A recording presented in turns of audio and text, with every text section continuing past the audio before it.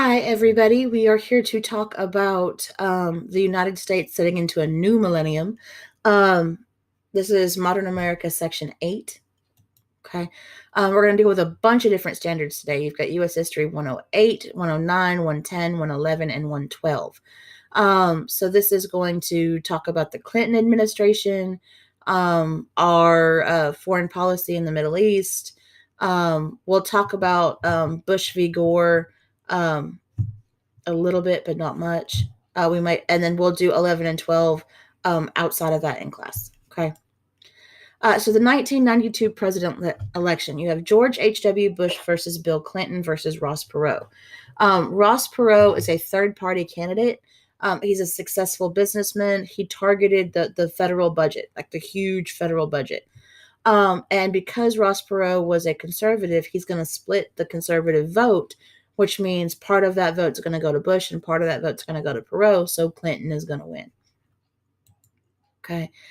As president, Bill Clinton does a couple of things. The first thing he does is he promised to get our nation out of the economic recession. Okay.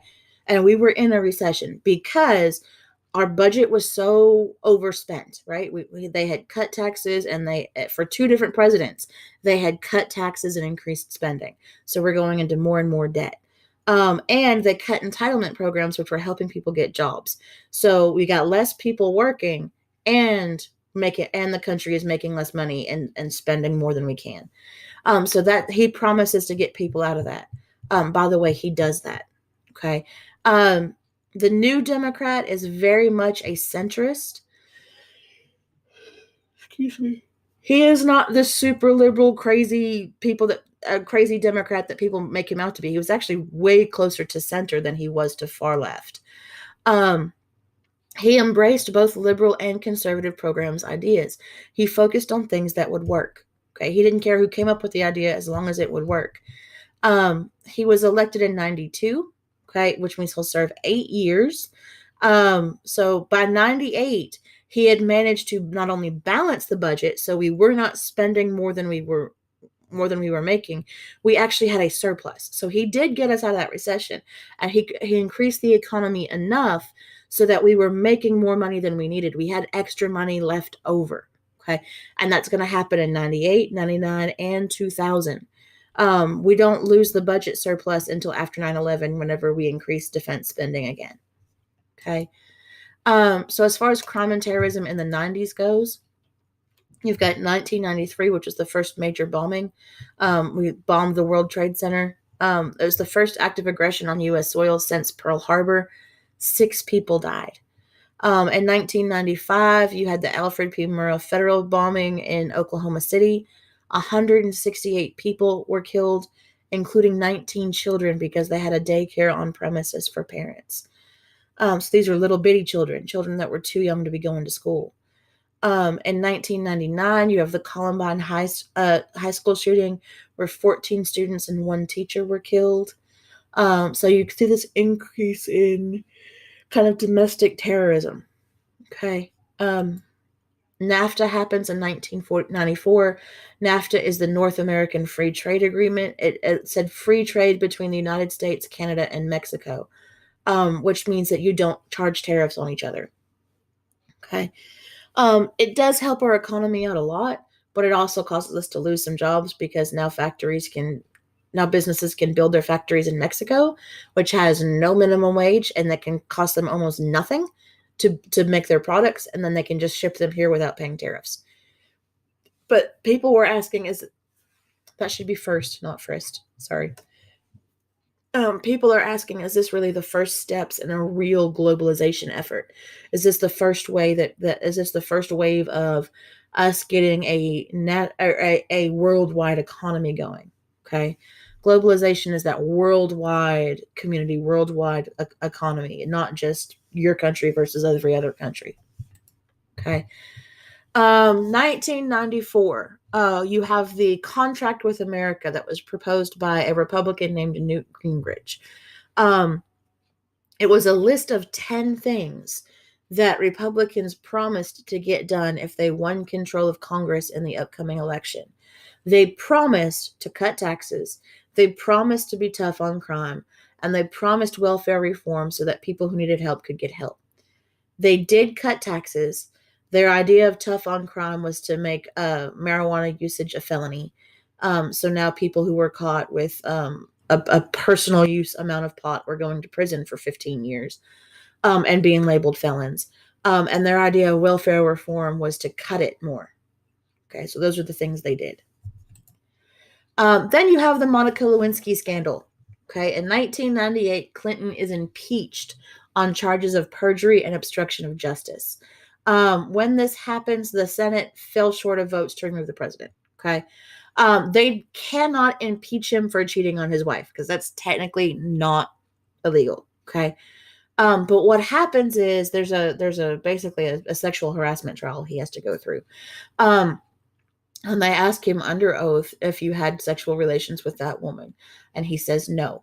And they're trying to impeach him for this. They're trying to impeach him for lying under oath, which is a bit of a stretch. I mean, come on, you're gonna kick somebody out because he lied about cheating on his wife. I mean, come on.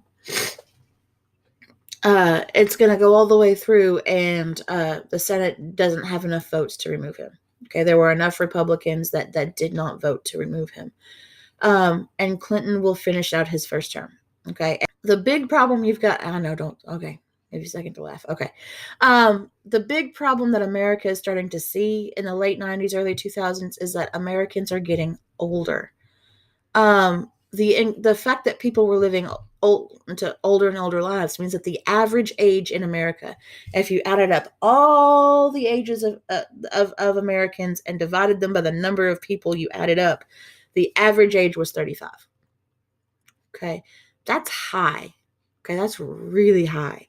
And it's just going to keep going up because people are living longer. Not only are people living longer, but people are having less children. Okay, so if you're having less children, there's no young people to pick up the slack of the older people, which is going to overtax the elderly care programs like Medicare. Okay. And then in 2000, George W. Bush is elected. He battled Al Gore for the presidency. It took 36 days and several court decisions to declare Bush the winner. The election hinged on Florida's election results. The ballot in Florida was flawed. The problem all centered around the ballots. Okay, so this is what the ballot in Florida looked like. Okay, Republican, Democrat, Libertarian, Green Party, Socialist Worker, Natural Law Party, Reform Party, Socialist Party, Constitution Party, Workers' World Party, or a write-in candidate. Right, so these are the people who are running for presidency. There were actually some more up above. But here's the problem. A lot of Al Gore supporters, okay, a lot of people who supported the Democratic Party ended up voting for the Reform Party candidate because they said, oh, he's the second one down, I'm going to punch the second hole, when really this was for the Reform Party. Okay. You also had some issues where these holes were not lined up correctly. So you'd have a hole here and a hole here and a hole here. And eventually, or actually the holes moved down some. So you'd have people that thought they were voting Democratic that were actually voting lower down than they thought they were. Because it didn't line up right. There was a misprint. So Al Gore challenges this election and he demands a recount. The problem he made was when he demanded a recount, he only demanded a recount in the counties he thought he won. If he had said recount the whole state, no matter how long it takes, he probably would have won. But when it goes to the Supreme Court basically says you can't just pick and choose which counties you want to recount. And the Supreme Court in Gore v. Bush declares Bush the winner. Okay, the Supreme Court declared the winner in that election, and Bush wins. Okay, September 11th, 2001 happens. You have two hijacked jets struck the World Trade Center. Over 3,000 people died on that day. You had people who were trapped up here who couldn't get down. who couldn't get out. The fire was fully engaged, so they couldn't get down to the lower floor, and they knew they were going to die. And their choices were to die slowly and painfully, either in the fire or of smoke inhalation, or to jump.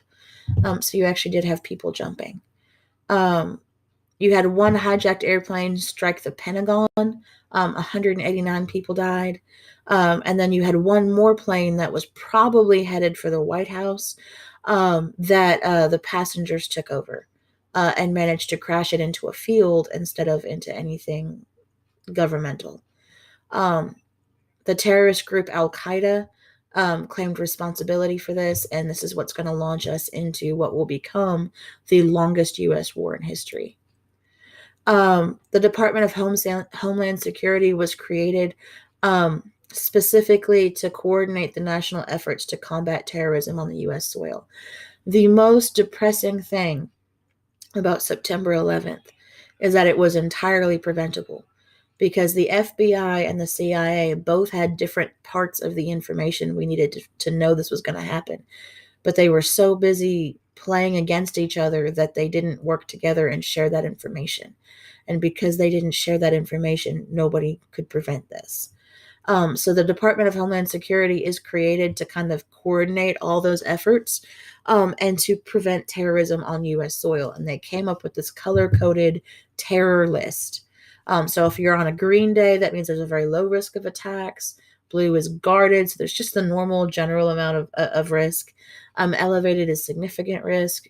Orange is high risk, and red is really, really severe risk of a terrorist attack. And for a while, those colors scared the crap out of everybody. Okay. We go to war in Afghanistan in October 2001 because we believed the Taliban, which was a group of people in Afghanistan, was harboring Al-Qaeda, specifically the Al-Qaeda leader Osama bin Laden. So we go there. Okay. And then we go into Iraq a couple years later, March 2003. We go into Iraq not because of 9/11. Everyone thinks it's part of 9/11. It's not. The war in Iraq was a war to dethrone, basically, Saddam Hussein. Saddam Hussein refused to cooperate with UN arms inspectors, refused to cooperate with our search for weapons of mass destruction in Iraq. And what happens, they come out and they tell the government, they tell Congress, that Saddam Hussein has weapons of mass destruction and he will use them against us. So we have to go and stop him so he doesn't use them.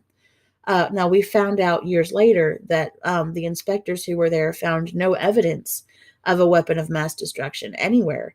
And there was no reason to go in. And whenever the girl comes forward and tells people that, Vice President Cheney actually burns her undercover aliases and makes her a target for pretty much any country she'd ever been a spy in. That was his punishment for telling the truth. You see this massive struggle between cities and suburbs that comes about in the early 2000s. You have this intense competition.